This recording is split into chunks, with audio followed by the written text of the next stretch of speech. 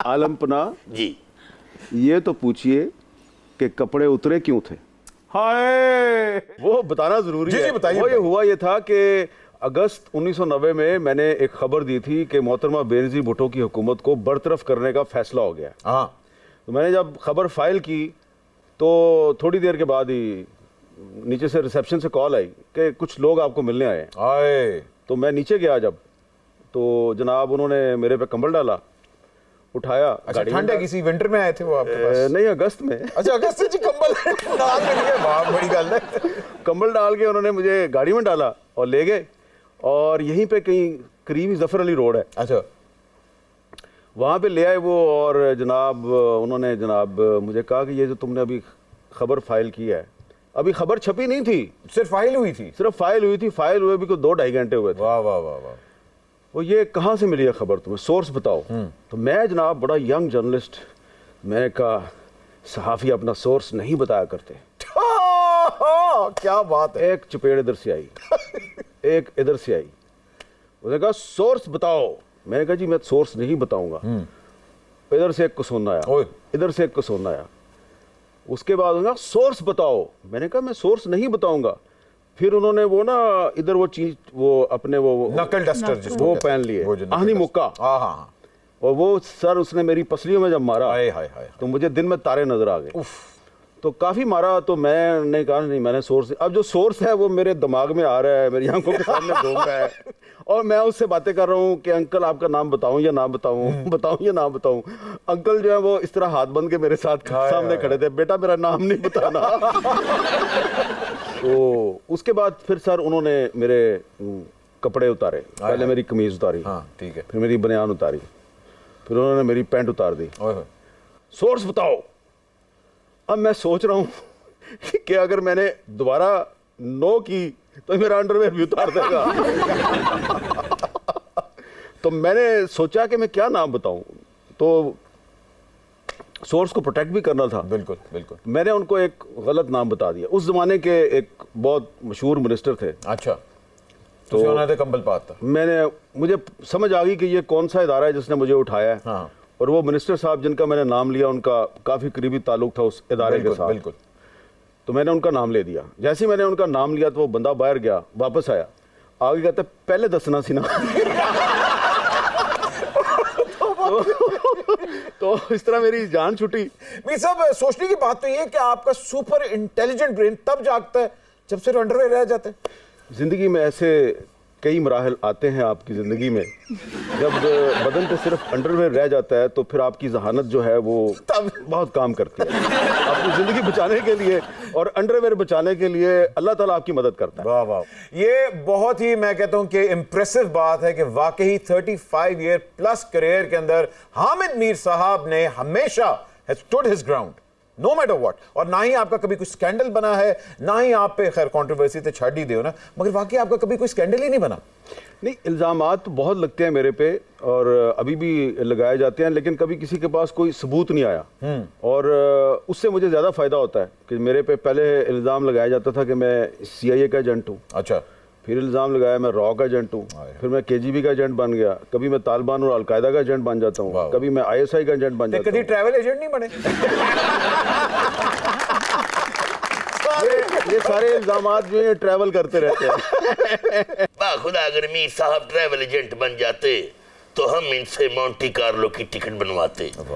आलमपना, Monte Carlo जाने की जुर्रत ना कीजिएगा, वहाँ पे आपके सारे कपड़े उतर सकते हैं। इतने बड़े जर्नलिस्ट की लाइफ कितनी डिफिकल्ट होती है। इनकी लाइफ पे तो एक फिल्म बननी चाहिए। एक इंडिया के बहुत बड़े फिल्म मेकर हैं, बड़े मशहूर हैं, वो एक दफ़ा पाकिस्तान आए। अच्छा। तो वो मुझे मिले तो आते साथ ही उन्होंने ऐसे ऐसे करना शुरू कर दिया, ऐसे ऐसे। ये महेश भट्ट साहब होंगे। आगे छठो ना, आगे चलो। तो थोड़ी देर बाद मैंने उनसे पूछा कि ये आप क्या कर रहे हैं, आप पे फिल्म बननी चाहिए। आए। तो मैंने कहा अच्छा। तो फिर थोड़ी देर बाद कहते हैं आप पे फिल्म बननी चाहिए। मैंने कहा जी फिल्म अगर मुझ पे बनेगी तो इंडिया में चलेगी ना। कहते हैं हाँ। तो मैंने कहा मुझे पहले लोग कहते तुम इंडियन एजेंट हो, और ठप्पा लग जाएगा, रहने दो जनाब, मुझे नहीं फिल्म बनवानी है अपने आप पे। सुपर ओवर को आगे बढ़ाते हैं और एक सुपर आवाज को दावत देते हैं। ख्वातीन और हज़रात, She has a melodic voice. Please welcome Parise Farooq.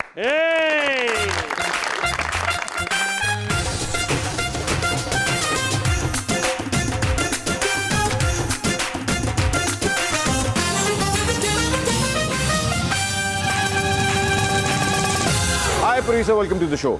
Thank you so much for having me. मुझे एक बात तो बताइए, जी सब गूगली आज खेलेंगी या दूसरा या टिप टिप, क्या करने वाली हैं आज आप सुपर ओवर में? कुछ भी खिला ले, मैं खेल लूंगी। आओ गुल्ली डंडा खेलते आपकी सुरीली आवाज है, आपकी बहन की भी बड़ी सुरीली आवाज है। दोनों में से ज्यादा कॉन्सर्ट्स किसको मिलते हैं? Well, I'm a different artist than Damia.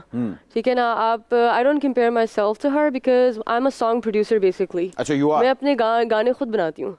तो I can't say that I'm more of a singer. I'm more of a composer, lyricist, song producer, and then a singer. Okay. It's more like that. ठीक है, so you're overall a package. हाँ, a package, yes. दामिया सिर्फ singer है भाई। मीर साहब, एक वक्त था जब आपके शो में इमरान खान साहब इस तरह बैठा करते थे जिस तरह नजम सेठी साहब के सामने मेरा मतलब है मुनीफ फारूक साहब। फिर क्यों है? मुनीफ फारूक साहब बहुत अच्छे जर्नलिस्ट हैं और मेरा ख्याल है उनको आप इमरान खान साहब से ना मिलाएं।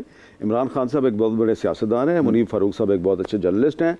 और ये सिर्फ इमरान खान साहब नहीं हैं, जब यूसुफ रज़ा गिलानी साहब प्राइम मिनिस्टर नहीं थे तो वो भी इसी तरह मेरे शो में आके बैठते थे। जब राजा परवेज़ अशरफ साहब प्राइम मिनिस्टर नहीं थे तो वो भी इसी तरह आके बैठते थे। उससे पहले भी बहुत से प्राइम मिनिस्टर, मीर ज़फ़रुल्लाह जमाली, चौधरी शुजात हुसैन, सारे आगे बैठते रहे हैं। तो इमरान खान साहब जो हैं वो कोई अनोखी चीज़ नहीं है। और मुनीफ फारूक को आप बीच में क्यों लेके आए? और तो मैंने पता है, मैं डंडी मार ली थी, मैं मार ली थी। डंडी नहीं थी, डंडा मारे। नहीं साहब, आपकी मोहब्बत में हम रात रात भर जागे हैं। तखय्युल की गहरी झील की तह से मोती निकालकर आपके लिए कुछ लिखा है। अगर इजाजत हो तो पेश करूं? प्लीज।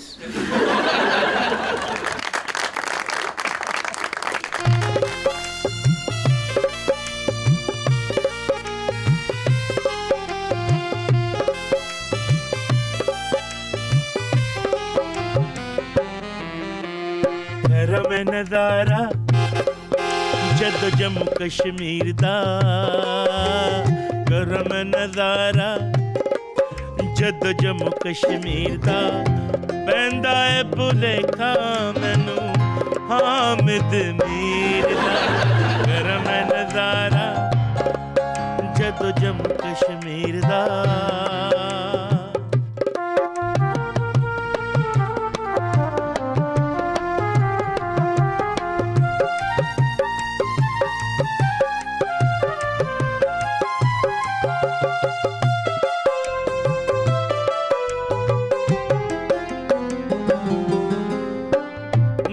कलम च पिछले हालात भी ये दसदा, टीवी उत्ते तजीदिया करे अगों तकदा।